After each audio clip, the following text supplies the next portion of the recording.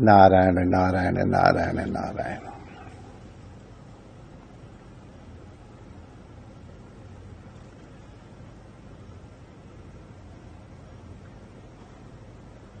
हमारा जीवन भगवान से जुड़ा हुआ होना चाहिए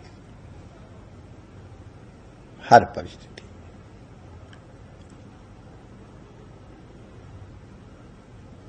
जीवन में बहुत से क्षण सुख के भी आते हैं और बहुत क्षण दुख के भी आते हैं। ऐसा कोई मनुष्य नहीं है, चाहे कितना सुखी और संपन्न क्यों न हो,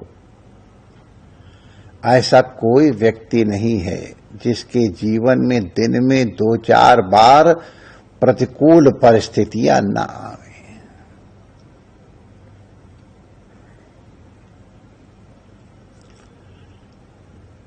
प्रतिकूल परिस्थितियां मैं इसलिए कह रहा हूं कि दुख और सुख की कोई परिभाषा हमको अभी तक समझ में आई नहीं है कि ये वस्तु दुख देती है या ये वस्तु सुख देती है, ये हमको समझ में आया नहीं है।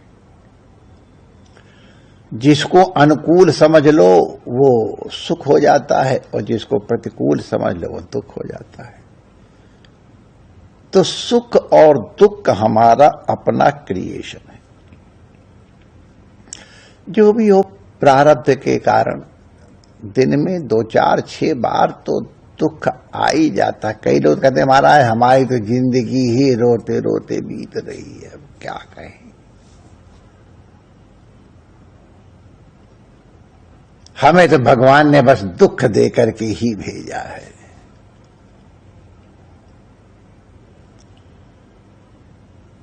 हम एक निवेदन कर दें, कोई भी चीज हो उसको भगवान के साथ जोड़ दो।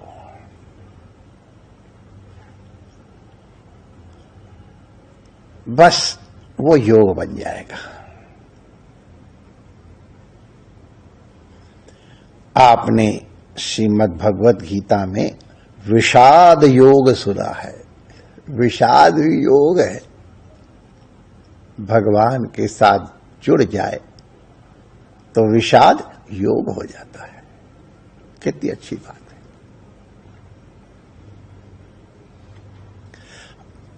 जो भी अनुकूल प्रतिकूल परिस्थिति आई हो उसको भगवान के आगे अर्पित कर दो ना। देखो प्रभु मैं आज बहुत दुखी हूं, मेरे संग ऐसा ऐसा हुआ है। प्रभु आप देखो मेरा तो कोई अपराध नहीं था, उसने हमारा इस तरह अपमान किया। प्रभु मैंने तो ऐसा कुछ नहीं किया, उसने मेरे संग धोखा किया। सब भगवान को बता दो। यद्यपि भगवान नहीं जानते हैं ये बात नहीं है, लेकिन आप जैसे ही भगवान से कह दोगे आपका विषाद विषाद योग में बदल जाएगा। भगवान के साथ जुड़ते ही विपत्ति अपने आप विपत्ति कर लगती नहीं है।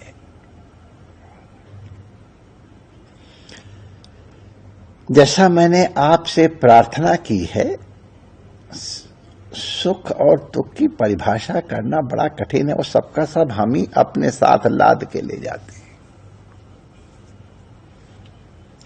कई लोग सोचते हैं कि यहां सुख नहीं, वहां चले जाएंगे तो बड़ा सुख हो जाएगा।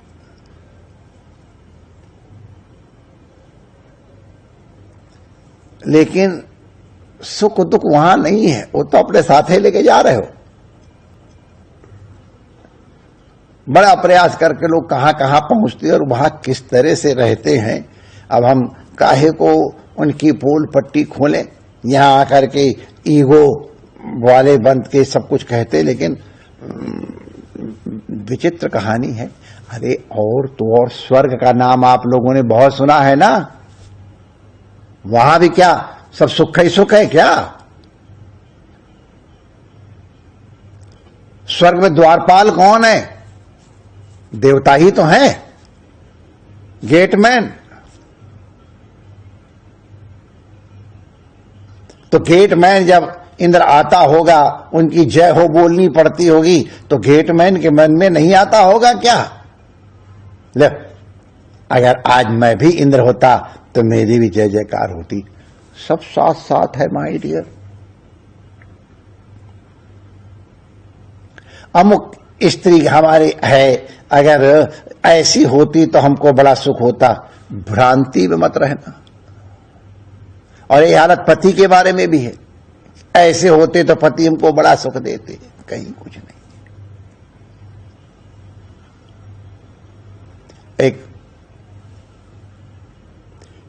एक घटना आपको सुनाते हैं।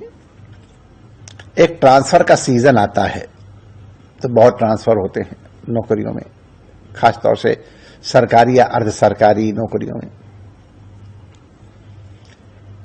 एक गांव के चौराहे पे, माने मेन रोड से, और जो कस्बा जैसा था, गांव तक बड़ा गांव समझो, कस्बा समझो, वहां जाने के लिए सड़क उसमें मुख्य सड़क से मिलती, तो वो चौराहा था। और संध्या समय एक वृद्ध वहां आकर के बैठे हुए थे। तो एक बस रुकी और उससे एक आदमी उतरा और जैसे साधुओं को लोग अपनी चीज समझ लेते हैं, वैसे वृद्धों को भी अपनी चीज समझ लेते हैं। तो वृद्ध के बाद, बाबा राम राम। आओ बच्चा, राम राम। कहो बच्चा कहाँ है? महाराज जी, ये बाबा हमारी यहाँ बदली हुई है, मैं उस बैंक में आया हूं और मेरी बदली यहां हुई है, बड़ी मुश्किल से छूट गया। अच्छा बाबा, ये गांव कैसा है? तो वृद्ध जीवन का अनुभव के साथ उन्होंने कहा, जहां पहले आप नौकरी करे तो वहां कैसा था? अरे महाराज, बड़ा नरक। जिसको देखो वही लूटने को तैयार, जिसको देखो वही धोखा देने को तैयार, जिसको देखो वो कटु वचन बोल रहा है, सामने कुछ और बोल रहा है, पीछे कुछ और बोल रहा है। महाराज मैं तो तंग आ गया हूं, वहां से किसी तरह प्राण बचा करके आयो, अब यहां बदली हुई है, मैं उम्मीद है कि यहां आनंद मिलेगा, यहां सुख मिलेगा, बड़े भरोसे से आया हूं। कैसा कहा बाबा? बाबा ने कहा, तुम तो बड़ी गलत जगह फंस गए, कढ़ाई से उतरे और भट्ठी में गिर गए हो। यहां के लोग तो बड़े खराब, उससे ज्यादा तुमको यहां तकलीफ देंगे। बड़े कपटी लोग, बड़े क्रूर लोग, बड़े धोखेबाज लोग, कहां आ गए तुम यहां? अब बेचारा हतोत्साहित हो गया। अब आ तो गया हूं, कोशिश करूंगा बदली कराऊं, कराओ भाई। वो थोड़ी दूर पर चले, एक दूसरी बस आई। इसी तरह से एक युवा बालक उतरा उसमें से, बाबा को प्रणाम किया। वही से लोग, स्वाभाविक है, वहां और कोई था नहीं, इनको वृद्ध को देख के लोग सम्मान करके, प्रणाम करके मार्ग इत्यादि पूछते हैं।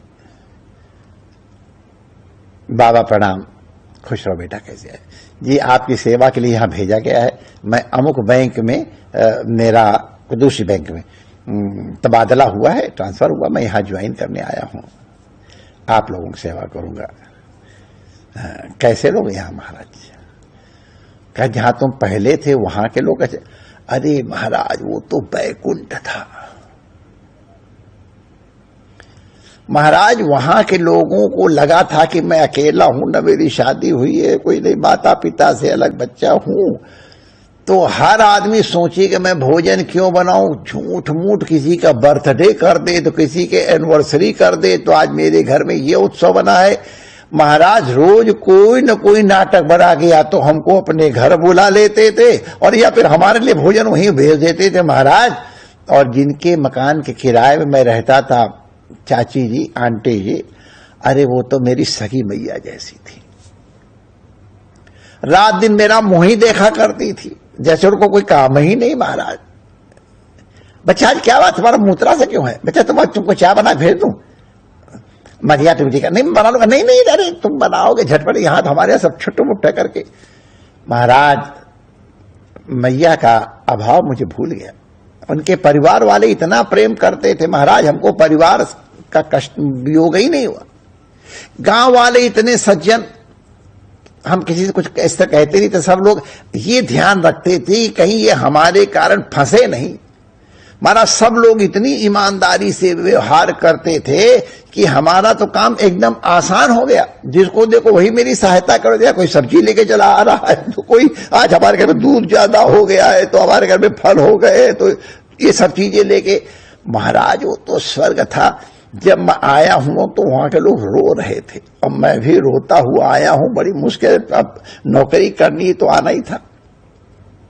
यहां के लोग कहते हैं, अरे यहां के लोग तो बहुत ही बढ़िया है, स्वर्ग से बढ़ के है, तुम जाके देखना। तो देखना तुम्हें कैसे हाथों हाथ उठाते हैं, कितना तुमसे प्रेम करते हैं। अच्छा बाबा, अरे बाबा, मुझे वहां का भाव हो जा। अरे वहां भूल जाओगे, 1-2 दिन में ही इतने प्रेमी लोग यहाँ के हैं। जाओ देखो, जाके तुम बड़ी अच्छी जगह आ गए हो। वो सामान लेके गया तो एक व्यक्ति पूछता है, बाबा हमारी समझ में नहीं आया। अभी वो व्यक्ति आया, उसको तो आपने गांव की ऐसी निंदा की, गांव के लोगों की ऐसी निंदा की कि बेचारा नया दिन घबरा ही जाए। और दूसरा आदमी आया, उसको आपने इतनी प्रशंसा की, इतनी प्रशंसा की। क्या ऐसे ही लोग यहां के हैं क्या? यहां कोई धोखेबाज है ही नहीं क्या? उनका नहीं भैया, गांव न अच्छा है न बुरा है। तुम्हारा मन कैसा है, तुम्हारी दृष्टि कैसी है, उसके हिसाब से तुम्हारी सृष्टि बदल जाएगी। जिसका मन अच्छा है उसको हर जगह वैकुंठ है। भगवान की भक्ति वाले को हर जगह वैकुंठ है, हर जगह स्वर्ग है। और जिसकी दृष्टि कुछ इतर प्रकार की है, उसके लिए सब जगह दुखमय है, दुखालय है। कछुए की तरह, जैसे कछुआ अपना घर अपने साथ लेके चलता है, उसी तरह हम सुख और दुख अपने साथ लेके चलते हैं। ये हमारा अपना क्रिएशन है। बड़ी प्रसिद्ध घटना है, विस्तार से नहीं केवल स्मरण करा रहे हैं।